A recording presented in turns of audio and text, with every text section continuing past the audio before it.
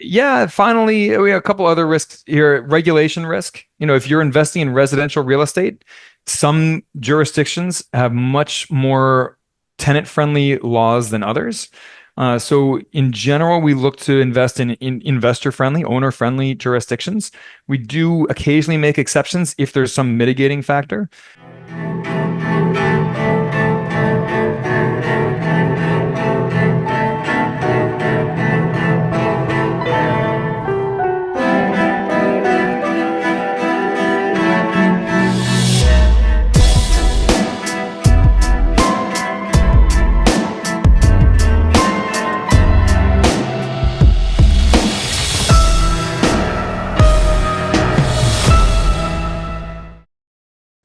All right, Brian Davis from Spark Rental. Listen, brother, I'm excited to have you here today on the show. And, I was actually just recently on your show. And after having a great conversation with you, I'm like, I got to have you on my show to share your story. So welcome. How are you? Oh, Gary, I'm doing great. I'm so glad to be here. Yeah, awesome. Awesome. So listen, I want to kind of dive into it. Where are you right now? I am in Lima, Peru. So my family and I have been abroad for a decade now. We are wrapping up a 2-year stint in Lima. We're actually getting ready to move back to the States after a decade, which is exciting in its own way. It's been a while. But yeah, we spent 4 years in Abu Dhabi, 4 years in Brasilia, 2 years in Lima. So it's been a fun ride, and we will probably move abroad again at some point. But feeling a little homesick, a little ready to move back for a bit. Yeah. And listen, and that's one of the reasons why I want to have you here. And there's three kind of topics that I want to touch on today. So one is you living abroad, and you've been doing that now for 10 years. And I want to know, how do you live that type of a lifestyle, that expat life, right? Because I think a lot of people want to know how to do that. So I want to dive into that. Then I also want to dive into contrarian money advice. This, things that go against conventional wisdom. And then the third thing I want to touch on is asymmetric returns, right? And how to spot an investment offering high returns at low risk. And so let's dive into your story. What even got you excited or wanting to do this? And more importantly, the ability to be able to do it, because it's not an easy thing to do, or is it? Yeah.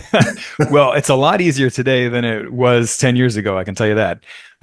So the path that we took, my wife is a school counselor, Yeah. and she knew that I had some wanderlust. I wanted to do some traveling, and she signed up with a recruiting service for international schools around the world. So these are a mix of like US embassy schools and other American or international schools around the world. And they pay maybe a little bit less than US schools, but they come with crazy good benefits, and the cost of living overseas is just less than in the US. So Yeah. we haven't paid for housing since moving abroad. Our housing is included with my wife's job as a benefit. Um, we haven't had a car in 6 years. When we moved to Abu Dhabi, we were like, well, do we actually need two cars? What if we shared one car? Could we get away with that? And we did. It was not a problem at all. And then we moved from Abu Dhabi to Brasilia, and we were going to be living, within a 15-minute walk of my wife's school. I was like, well, maybe we don't need a car at all. Maybe we can just walk and bike and Uber around. And we did, and it was great. And we haven't had a car since. So, yeah, there are a lot of advantages to being overseas, both financial and otherwise. But that's the short version of how we ended up overseas. Okay. Now, do you have kids? We have one daughter. She was born in Brazil. She is a Brazilian citizen. She has a passport. My wife and I are not Brazilian citizens, of course, but we do have long-term residency in Brazil through, I think, 2030. So, if the zombie apocalypse hits the US, we can always hop down to Brazil, and they won't turn us away. Okay, so walk me through the process. So somebody's listening to this and they're like, okay, cool. You're doing it, but how did you get started and believe that you could actually do something like this? Great question. So back when we moved abroad, I had a full-time job that was remote. So my wife, took a job at an international school in Abu Dhabi. I had a job that allowed me to work remotely. So we went. And, that income piece is the hardest portion of this. If you're thinking about moving abroad, solve the income piece first, and the rest actually falls into place pretty easily. So in my case, I ended up leaving that company, I don't know, 6 or 7 months after we moved abroad, started a business, Spark Rental. I also picked up some side hustles along the way just to add a little bit of stability and an income floor. Because, as you know, having a business is a roller coaster income wise. Um, but yeah, you can, it's easier than ever to build income streams from all over the world, even if you plan on working for yourself. And of course, plenty of jobs nowadays are 100% remote. So solve the income piece first. And then the visa piece is actually much easier than it's ever been. A lot of countries offer digital nomad visas where you just have to prove that you have income above a certain threshold. Yep. And as long as you can prove that, they say, all right, well, you can come and you can keep living here until you no longer have that income, basically. Right. Um, and then, you've got golden visas and all that stuff. You don't have to mess around with all that stuff. You don't need to worry about citizenship by investment. That's rich person stuff. You can cross that bridge when you have a, 2 or 3 or $5 million net worth. But in the beginning, if you just want to go live overseas, check out digital nomad visas as the easiest way to get there. Yeah. And so did you own your home as well too, and you sold that, and now you had a bit of a nest egg as well that helped? Yes, so that's a great question. That's the second hardest thing about moving overseas is not, you know, getting new stuff overseas or getting set up with a visa. It's actually dealing with your existing stuff in the Right. US or Canada or wherever you live. So we did have a house. We did end up selling that a few years later. We thought we were going to be moving back to Baltimore after just 2 years abroad. We thought we would just go have a little adventure and then step back into our old life. So we rented our house out furnished, with all of our stuff in it, basically. And so we're just going to move right back in. We ended up loving expat life and deciding to stay abroad indefinitely at that point. And renting, I had been a landlord before. I hated it then. I was like, oh, well, I'll just try renting our house out. And it was fine for the first set of tenants. They were friends of friends. Second set of tenants were not fine. And we just decided it was more hassle than it was worth to keep the house. So we did sell the house. We sold our cars before moving abroad. If you have furniture and other belongings that are really important to you, you can of course rent a storage unit. They're not crazy expensive in most places. Or you can just sell everything like we did basically and hit the road. Yeah. There's a couple points there that you hit on that I think is really important. So number one is, yeah, it's easier than I think people think to actually move abroad. My wife and I, we bought a property down in Mexico. It can either be income, it could be how much do you actually have in your bank account. So there's different ways to actually get that residency. And the good thing is that when you do have that, it allows you to be able to go back there to travel. And there's you said nomad, but there's a company that I follow, the Nomad Capitalist. And I I know them. absolutely love them because Yeah. they talk about the importance of having multiple different residencies in different countries. And there's some countries that all you need is $5,000 in a bank account, Yeah. and you can now live there. You can eventually get to work there. You can buy residency there. So there's so many different ways to do this, that the world actually just becomes your playground if you decide that this is what you want to do. I love that. And then the other thing you touched on is dealing with tenants. Not everybody wants to deal with tenants, and so there's other ways to make that income and to build wealth, right? What were some of the mistakes that you made though in the beginning, or even now since you've been doing this? Well, so I touched on rental properties. There was a time over the course of my career, I've had probably close to 20 rental properties, and 15 of those were owned 100% by me personally. Yeah. No partners, no one else. We moved abroad with all those rental properties, and that was ultimately a mistake. Those rental properties in general were a mistake. Bought them in really low end neighborhoods in Baltimore City. I thought that I was diversifying. I wasn't diversifying. And those properties came with they came with much lower cash flow than it looks like on paper because for especially very, very lower end properties and lower end neighborhoods, there are a lot of hidden costs that just don't show up easily on paper. Things like crime, things like very high turnover rates, Okay. so that ended up being a mistake. I thought that those properties would be a form of retirement income for me. And I hated being a landlord. It's one of the reasons why I switched to passive real estate and investing. And we can talk about that later. But I never want to be a landlord again. I never want to hassle with it. So Yeah. that's one answer to your question. Um, in Abu Dhabi, we did need a car. So that wasn't a mistake. We rented just the cheapest leased car available, and it was pretty cheap. I think we were paying 250, 300 bucks a month, and that included insurance. And I mean, it was fine. Um, yeah, I mean, I'm trying to think of other terrible mistakes we've made along the way, and I can't think of any. I think the biggest one was the rental properties. Okay. Um, I'll tell you one other mistake that I didn't put this together until a little bit later in our time abroad. Um, One of the big advantages to living overseas is you pay much lower taxes in your home country if you pay any income taxes at all. So in the US, there's something called the foreign earned income exclusion. And it basically works that the first, I think in this year it's 130 grand. It changes every year. They raise it up, but basically your first $130,000 of income per taxpayer per adult is tax free, and then above that you do have to pay income taxes still.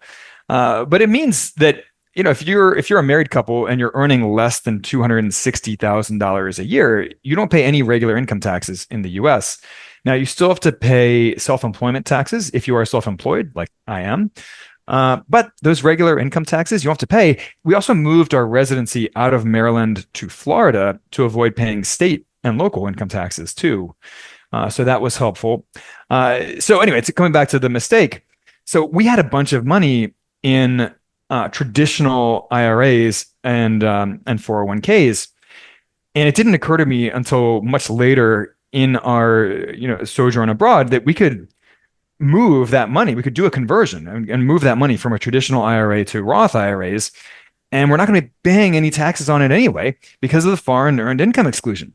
So over the last couple of years, I've been steadily emptying out our traditional IRA and moving it into Roth IRAs so that we don't it can compound tax free, right? And then in retirement, we won't pay any income taxes on withdrawals. So that was something I wish that I had started doing earlier. It just didn't occur to me to do that Right. earlier. Yeah. But we managed to convert most of our funds over to Roth at this point. Yeah. And so you brought back up again that, you just didn't really like being a landlord. And, a lot of people don't get into real estate and wake up one morning and say, man, I want to be a landlord. They do it more for building wealth, right? They maybe they own a home. They've seen what their home has done over the years of appreciation in a good market and mortgage pay down. And so they get into it. But other than that, I mean, nobody says I want to be a landlord, right? So it's more for wealth building. Where have you been in the world that, out of all the countries you've been to, how many countries have you been to, number one? And number two, which has been your favorite? Oh man. So we lost track a while ago on how many countries we visited. I would say it's probably somewhere around 50 over the last decade. But our favorite, so there are some regions in the world that we love. We love Central and Eastern Europe. We love South America. And those are actually two out of the three regions in the world that balance a very low cost of living with a high quality of life. The third being Southeast Asia. These are three areas where you can have all the comforts of an advanced economy without paying, U.S. or Canadian or Western European pricing for cost of living. Right. So yeah, I mean, the first major international trip that we took from Abu Dhabi, we went on Skyscanner and we used their everywhere search feature, where it just tells you, where the cheapest direct flights you can go to for the period that you're selecting. And Bulgaria popped up, and we're like, well, what's in Bulgaria? I don't know anything about Bulgaria. And we did a little research. We're like, well, Bulgaria looks really cool. Let's go spend a week and a half in Bulgaria for my wife's spring break. So we did, and we fell in love with Eastern Europe. We absolutely loved it.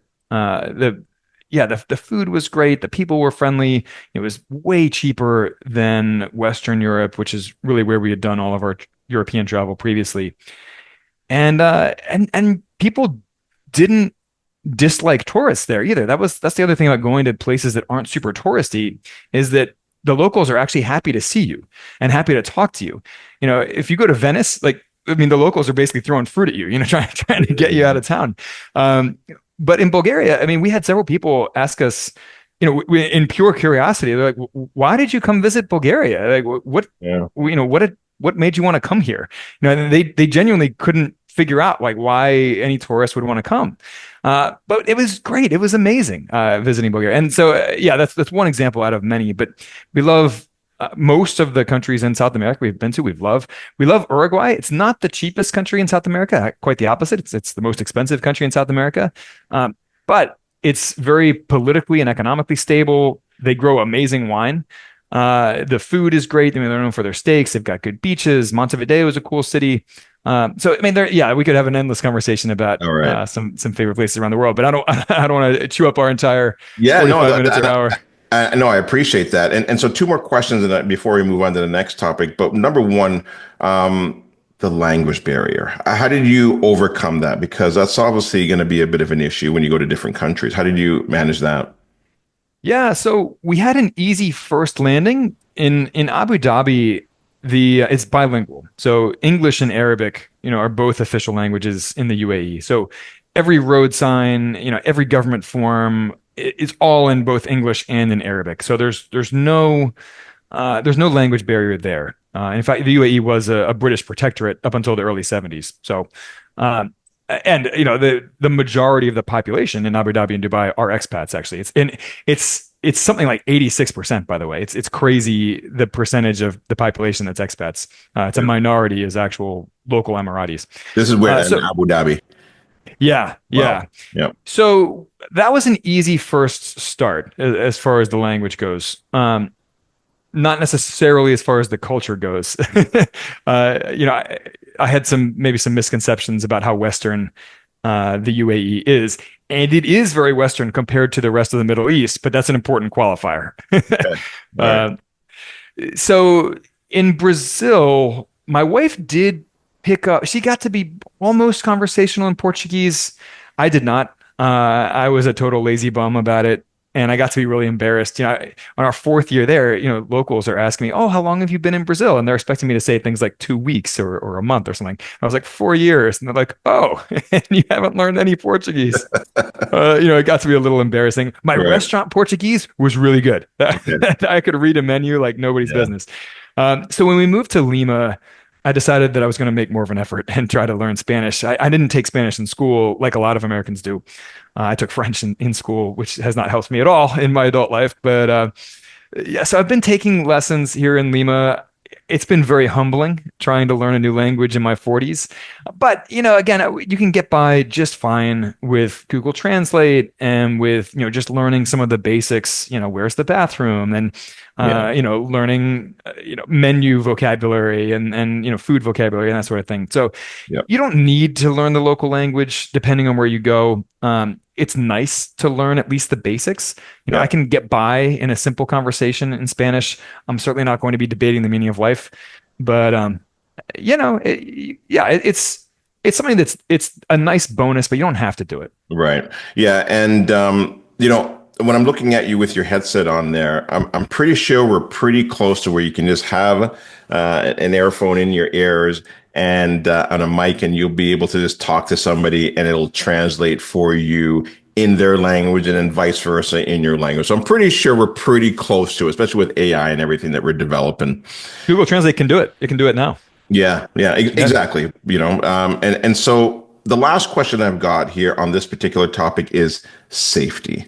I'm sure a lot of people are obviously concerned, like I've got a property in Mexico, and the very first question I get asked all the time is, Gary, how safe is it there? Do you feel safe there? And, I do. I think it's very safe there. It's no different than if being here in Toronto, I can find danger if I decide to look for it, right? So what are Yeah. your, what has your experience been traveling the world in regards to safety in different countries that you've been to, over 50 places, right? So it's funny when we first told our family and friends in Baltimore that we were moving to Abu Dhabi, their first reaction was, "Oh my God, the Middle East, is it safe there?" And I had to point out to them that there's a ranking of every city in the world by safety index, and Abu Dhabi almost always ranks in the top 10 safest cities in the world. Baltimore always ranks over 300 on the list. So, I very quickly put that particular fear to rest. So I was like, we live in one of the most dangerous cities in the US, and you're worried about Mhm. me moving to Abu Dhabi? Like, You're right. way safer in Abu Dhabi. But that being said, as you travel around the world, obviously some places are safer than others. So, the places where we have visited that have a little bit of a lower safety record, we have been more careful in planning those trips. So, for example, we spent 2 weeks traveling around South Africa, and it's not the safest country in the world. We had two really close friends in Abu Dhabi who were South African, and they basically helped us plan that trip. Keeping us in areas that were very safe. Yep. Originally we were hoping to do a road trip across South Africa, and they were basically like, maybe you don't want to do that. Um, so, just a little bit more planning. The one place in the world where we hired basically a full-time guide to take us around was Egypt. Yep. Again, not the safest country in the world, but in general, I mean, we've been all over Europe, we've been all over South America, and we've never had any safety concerns in either of those regions. We've been in parts of the Middle East, outside of the UAE, and we're very safe. I guess the one story that I have about a travel experience gone awry safety wise is we were visiting Chile back in 2019, late 2019, when there were massive protests and riots around Chile related to cost of living. So we were staying in Santiago, and the whole trip that we were there, we had no problems whatsoever. And we leave to drive to the airport, and we had to drive through this kind of main plaza to cross a bridge to get to the airport. And the whole plaza was a cloud of riot gas. And there was a massive riot going on. There were tanks. The protesters were throwing bricks at the police, and Wow. we literally had to drive through the tear gas and could barely see. And we had to roll up all the windows, quickly turn off the air cycling from outside, and or there's like just weaving our way. People are throwing bricks over top of our car to get to the police, and the water cannons are blasting full blast on people. That was bad. My Right. wife was 4 months pregnant, just screaming at the top of her lungs in my ear, which did not make it easier to drive through that riot. But that Okay. was the one safety situation we've ever had. But Now, I mean, did you know that that was going on, or did that happen while you were there and you just didn't realize how bad it was getting? so that unrest had been going on for, I don't know, 6 weeks, 2 months at that Okay. point. Yeah. But with unrest like that, most of the time it's just sort of simmering, and then you get these big flare-ups, right? Right. So we just happened to have bad luck, in that moment that, we had to cross that bridge and go through that plaza. Uh, and there happened to be a massive riot going on at that moment. But, we had been a little worried about it going in. And the whole trip there, we had no trouble whatsoever. We kind of passed by some peaceful protests, and we're like, this is not nearly as bad as the media made it out to be. All right. And then, that last year, like, oh, it actually is as bad as the media made it out to be. Yeah.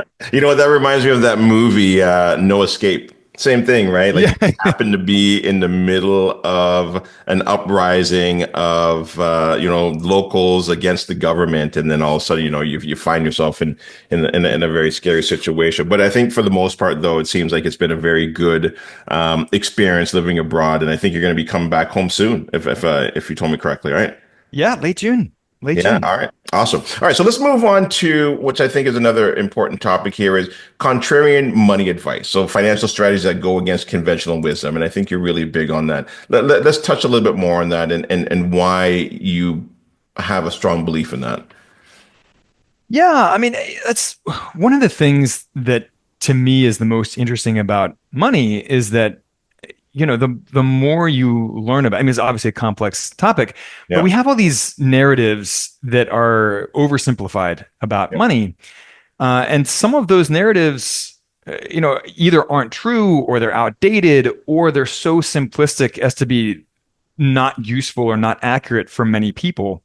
So, I mean, I can give you some examples here. A lot of people, especially in the US, they have this narrative that home ownership is the only path to wealth, and that's the American dream, and that's what you have to do. Like, once you've made it, you buy a house, and if you're renting, you're just throwing money away. And that is just not true. I mean, I have been a renter for most of my adult life. I was a homeowner at one time, we already talked about that.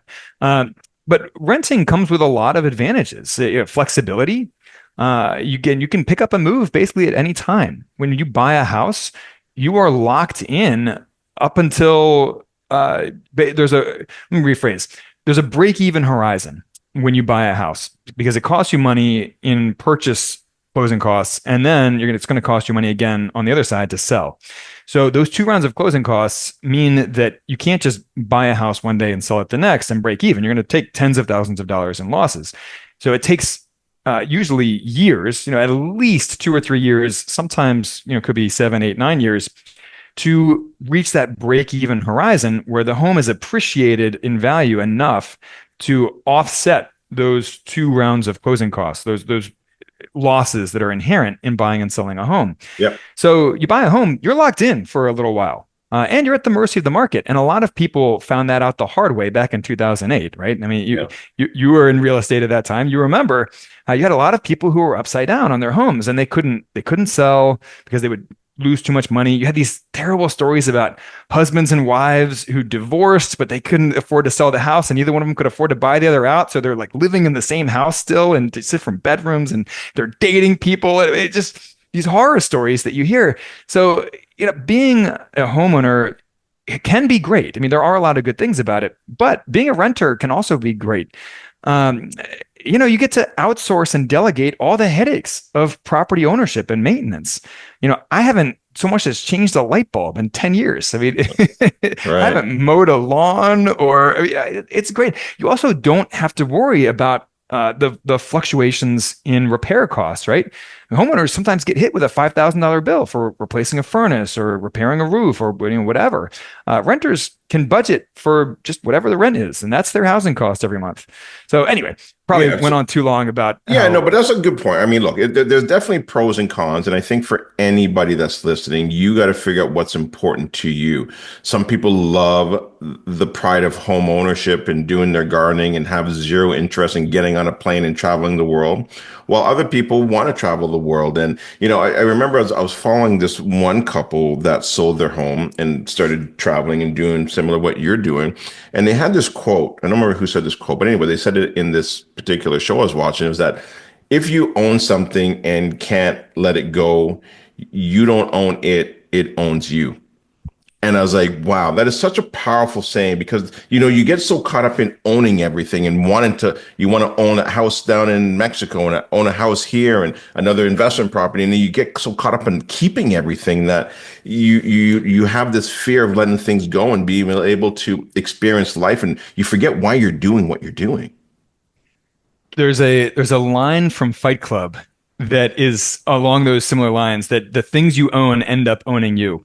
Now, it Hmm. doesn't mean you should blow up your apartment the way that Ed Norton did, Right, right. but I always loved that line, and I think there's a lot of truth to it. And it's been actually a really nice thing about living abroad is that the sum total of my family's and my personal belongings fit in a few suitcases.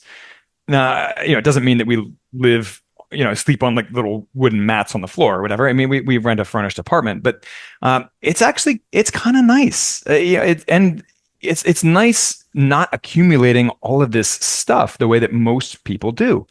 To take that whole housing example a step further, as far as contrarian money advice, you can literally live at an all-inclusive resort in the Caribbean for less than the average middle-class American spends in living expenses in typical U.S. city. So we did an episode about this on our podcast, the Bucks Outside the Box podcast, and we ran the numbers on and this is not necessarily every all-inclusive resort, right? But you can find all-inclusive resorts that cost less to live than the cost of having housing and having a car and car insurance and groceries and all these things that you have to have if you live a normal middle class North American lifestyle. So it just goes to show that we should be questioning these financial assumptions. I'll give you a couple related to stocks. because I invest obviously in a lot of real estate, and we'll talk about that, and that's where my career has really been. But I invest half of my money in stocks too. I believe in diversification. So you've got the you've got this traditional rule of thumb that you should be dropping your stock allocation as you get older and as you get into retirement. And there was the old rule of thumb used to be what they called the rule of 100, that you subtract your age from 100, and that's how much of your stock allocation or how much of your asset allocation should be in stocks. Most people have thrown that, or at least the best financial advisors have thrown that rule out the window because it's outdated. There's some research now that shows you should actually have a U-shaped stock allocation where your stock allocation does drop as you approach retirement and as you retire. You should hold more money in cash and other income producing assets to get over that hump of sequence of returns risk, that risk of a stock market crash right when you retire, because that's sort of a worst case scenario. But then after you get past those first couple of years of the danger zone, you buy more stocks and you increase your stock allocation again because their returns historically are so much higher than bonds.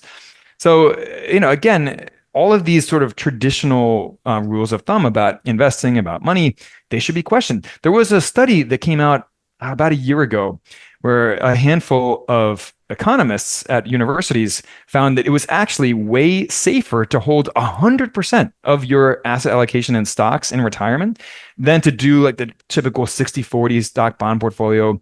And the trick was that you still needed diversification, but it was diversification across regions and across market caps.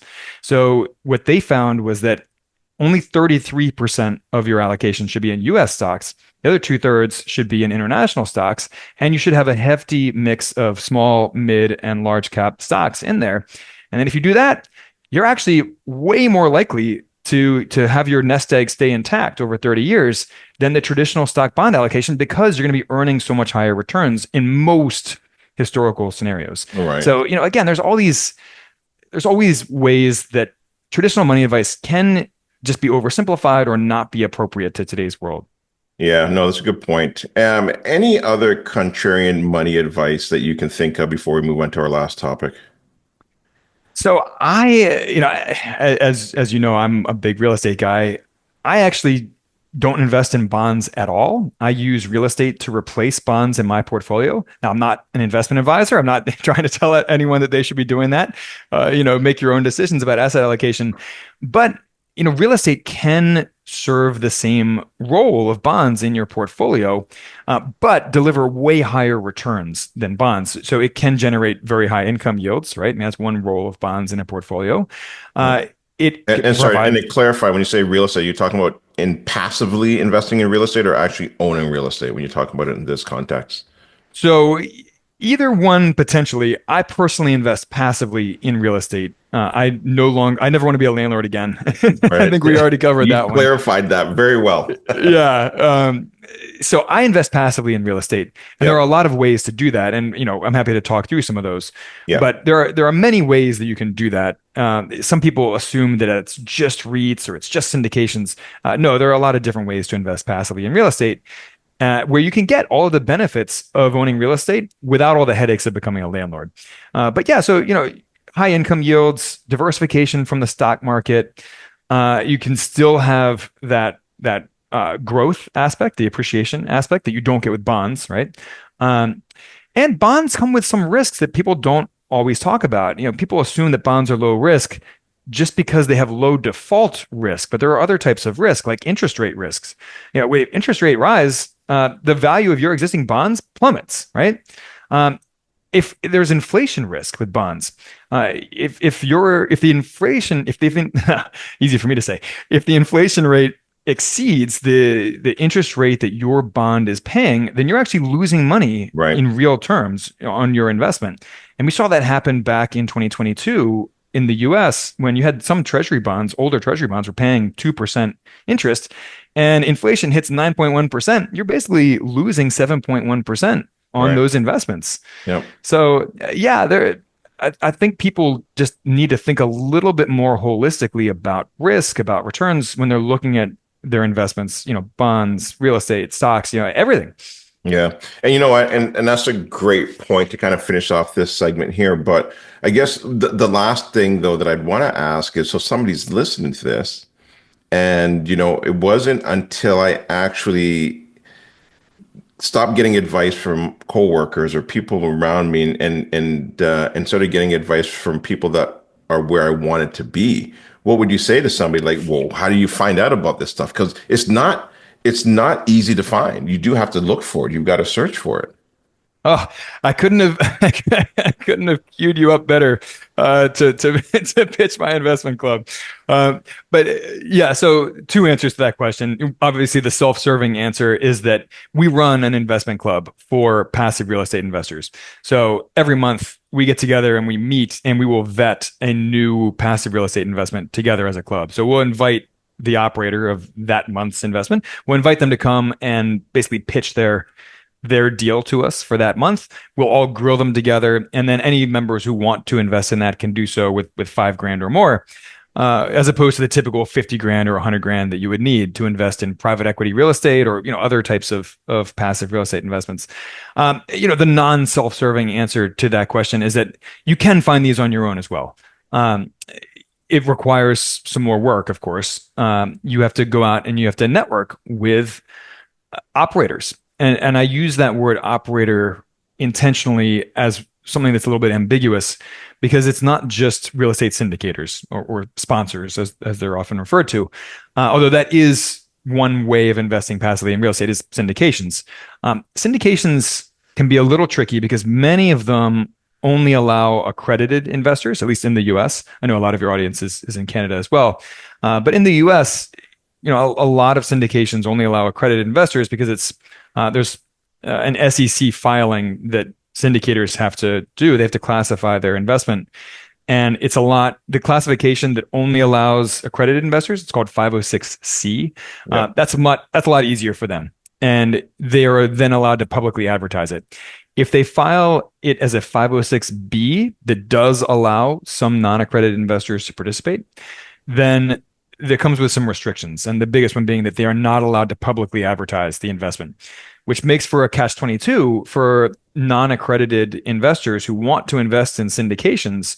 How can they find them if the syndicators aren't allowed to advertise to them? And that's basically what the SEC is trying to do. They want to keep it really for accredited only. But you can do it. You can find these people. So you can go on forums like Bigger Pockets. You can go in Facebook groups that specialize in passive real estate investments. And you can ask around about, reputable sponsors who allow non-accredited investors in their deals. Awesome. All And right. then, okay, go ahead. No, that's great. I think that's really good advice for anybody that's, trying to figure out where can they look, where can they search to find this type of information that they're seeking for. So I want to move on to the last segment here, which is the asymmetric returns. And so how do you spot an investment that's offering high returns at low risk? That's what everybody wants. I want high returns, but I want no risk. Yeah. Right? Well, So there's no let's such say thing as low no risk. risk. We'll say low risk, right? Because that's what everybody wants. How do you spot it? Okay, so we got to zoom out and take a big picture look at this for 1 second, and Yeah. then we can drill down. So, big picture, most people think of investments one-dimensionally when it comes to risk and return. They think that risk and return just go in lockstep together. That high return investments always come with high risk, and vice versa. And that is not true. There are many other factors, many other dimensions to investments. And I'll give you some examples. So other factors include liquidity. Can you buy and sell it easily or cheaply? What's the minimum time commitment for this investment? Does it lock you in for 5 years, 10 years? What's the minimum investment? Some investments have a minimum investment, 50 grand, 100 grand, quarter million, a million. That's a real factor. It doesn't matter how good an investment is if you can't afford to participate in it. Likewise, we just talked about how a lot of investments only allow accredited investors, wealthy investors. So you could find the best investment in the world, but if you're not an accredited investor and it's accredited only, you're out of luck, right? Personal values. There are some investments out there that can come with high returns and low risk, but maybe they don't align with your personal values. And the example that I always give for that is that if you invest if you look at the historical returns on oil drilling, it's pretty high historical returns with pretty low historical risk, but a lot of people don't want to invest in fossil fuels. It goes against their personal values. So the point being that there are all these different dimensions to investments beyond risk and returns. So you can find investments that come with high potential returns and low or medium potential risk, but it might require you to lock your money up for many years on end, right? Maybe there's no liquidity at all. Maybe there's a high minimum investment. Maybe it's only open to accredited investors. So these are some of the other dimensions to investments. And once you wrap your head around that, then you can start having a rational conversation, or a rational look at these investments, and find asymmetric returns. You can find investments with high returns and low or medium risk. Right. You just have to acknowledge these other dimensions first. For So, sure. as far as how we find those, so again, we specialize in looking at passive real estate investments. And very quickly, I'll just rattle off some of the types of investments that we make. So we covered syndications. We do those. We will go in on private partnerships on individual properties with people as well. We invest in notes, so private notes at a fixed interest rate with people. Sometimes invest in debt funds, or invest in equity funds, a fund that owns multiple properties. So those are some of the investments that we make. And specifically, when we look at syndications, or a private partnership, some of the main debts, or I'm sorry, some of the main risks that we look at are, first of all, the operator risk. Do they have a strong track record? Have they ever done a capital call? Have they ever lost investors' money? Um, Certainly you don't want to invest with someone who has taken investor money and run off to a third world country, right? So operator risk, first and foremost, only invest with someone who you feel really confident in, both their ethics and trustworthiness and also their competence and experience. Both of those obviously matter. Debt risk is another major risk that we look at. A lot of people got burned a few years ago from floating interest rate debt, or fixed rate debt that was too short term. So, a lot of operators were taking out these little short term bridge loans and, just assuming that, yeah, after 3 years, I'll just sell or refinance. Well, guess what? 3 years after they bought that property, interest rates were sky high, and the value of their property had gone down, partially because of that.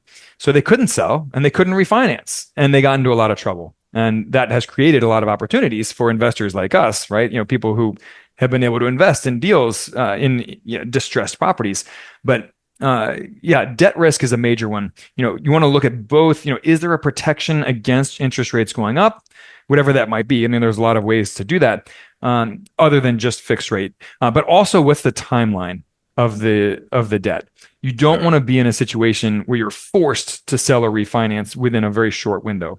That's a Now, recipe for trouble. now, is there a particular rate of return that you're looking for when you're looking at investment property? Do you want to see at least 3%? Do you want to see 10%? Do you want to see 15? Is there something that gets you out of bed, or is there something like, I am not getting out of bed for this rate? Yeah, so in our co-investing club, we aim for mid-teens returns or higher as a total return. Now, Okay. some of that might be income, all of it might be income, or there may be no income. Maybe it's all profit and growth. But and occasionally we'll go a little bit lower than that for an extremely low risk investment. But the way that we make money in the club, my partner and I, is we charge a flat membership fee. It's a subscription business.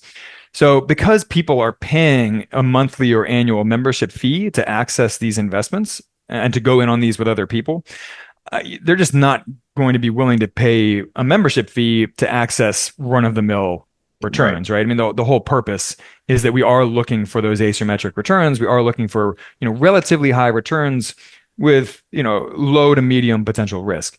So, and that's why people are paying to join our club, our investment club.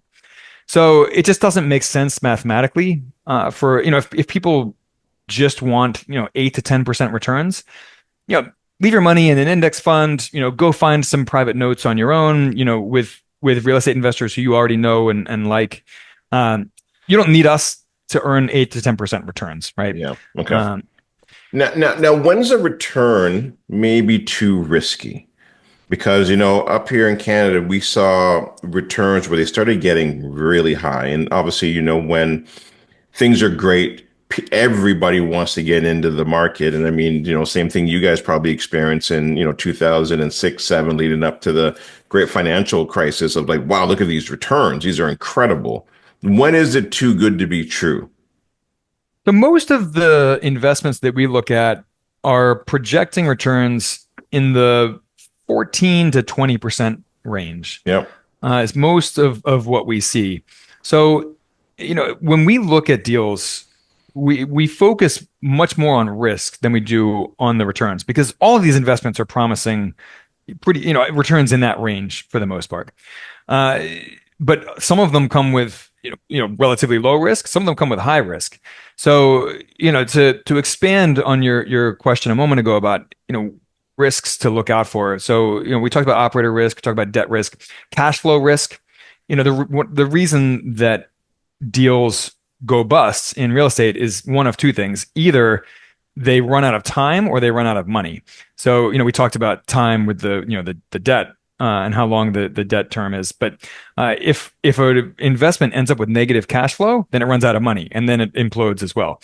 So you want to look at cash flow risk and see what are the protections in place to keep this investment positively cash flowing. We want to look at construction risk. Is there a massive construction or renovation component here? And if so, who's doing that work? How many properties has the operator worked with that construction team with? Is it their first deal working together? That's high risk. Is it their 10th? It's a lot lower risk. Same thing with property management risk. We've seen deals that have gone off the rails otherwise, but that have been rescued by just outstanding property management. And the vice versa is also true. We've seen deals where, it should be okay. But the property management was so bad that the deal fell apart. So, again, how many deals, how many properties has the operator worked with that property management team on? First deal together, that's higher risk. Their 10th or 20th, that's a much lower risk situation. Yeah, finally, we have a couple other risks here. Regulation risk. If you're investing in residential real estate, some jurisdictions have much more tenant-friendly laws than others. So in general, we look to invest in investor-friendly, owner-friendly jurisdictions. We do occasionally make exceptions if there's some mitigating factor. But yeah, I mean, these are some of the risks that you want to look at. And we just try to we want to look at these deals from all of these different angles and more to analyze and find deals that score low risk on kind of all of these different facets. Right. Yeah. No, that's really great advice. Listen, we're kind of getting close to the end here, and I do like to wrap it up with just a couple last questions here. What would you say, somebody listening to this, say, what would you say is your superpower? What is it that you're like, hey, you know what, you should reach out to me because I can help you with this or I can do this? I mean, I would have to say just thinking outside the box on money, on investments. Again, like most people don't believe that asymmetric returns exist. You get into the details, and you can find them, right? I mean, we talked about some of that contrarian money stuff.